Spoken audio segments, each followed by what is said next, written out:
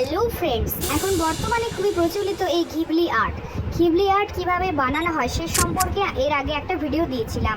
এই ভিডিওতে তোমাদের আবারও বলবো যে এই আর্ট কিভাবে বানাতে হয়।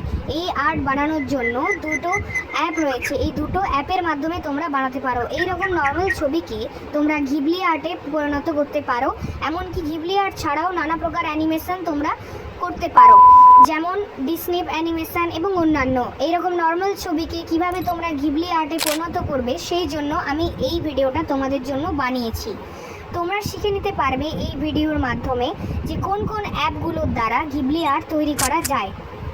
তোমাদেরকে প্রথমেই বলে দিচ্ছি, ঘিবলি আর্ট তৈরি করা খুবই সহজ এবং এই আর্ট তৈরি করার জন্য তোমরা দেখতে পাবে যে কি কি অ্যাপ ব্যবহার করতে হয়। প্রথমেই তোমাদেরকে একটা অ্যাপ সার্চ করতে হবে, প্লে স্টোরে যেতে হবে। প্লে স্টোরে গিয়ে সার্চ অপশানে ক্লিক করে সেখানে চ্যাট জিটিপি বলে একটা অ্যাপ রয়েছে, সেটাকে সার্চ করতে হবে।